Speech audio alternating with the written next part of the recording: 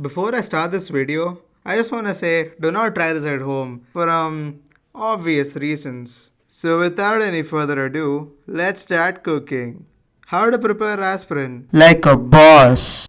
Yeah, so on to the ingredients. You'll need 2 grams of salicylic acid, 5 ml of acetic anhydride, and a little distilled water.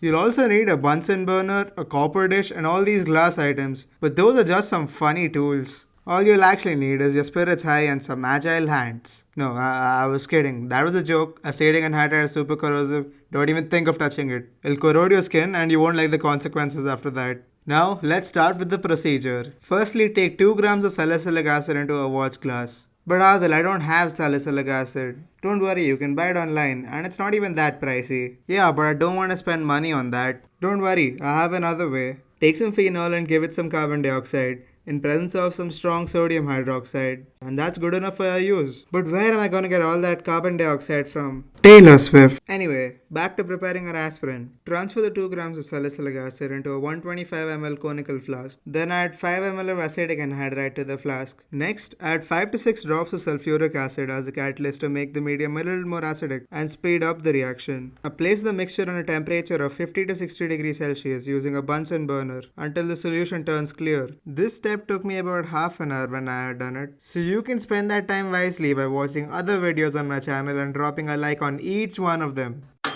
Cool, I think that's enough heat. Now cool the contents in a nice cold bath and wait for the aspirin to crystallize. Here's a senior tip. If you don't get the crystals, scratch the walls of the container. You will then induce crystallization. Finally, separate the crystals using a filter paper. Congratulations, you have prepared your aspirin. Or at least I hope you did. You see, this was my investigatory project for my 12th grade. When me and my lab partner MS were doing this project, we thought we were done with synthesizing our aspirin. Then we did the FeCl3 test.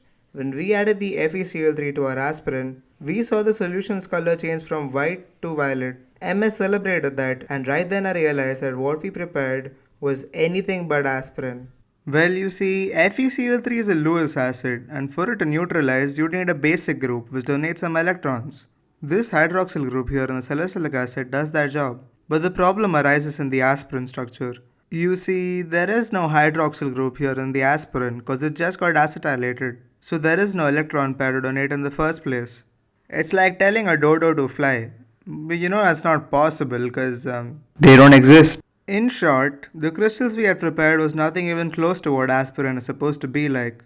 This was most probably because you remember when I said be careful with the acetic anhydride while pouring because it's highly corrosive? Well, the anhydride that we had used probably went to see its maker because it was nothing even close to the words reactive or corrosive. Now I don't know how to end this video after adding such a lame ending, so I thought of ending it with a poem I asked ChatGPT to make.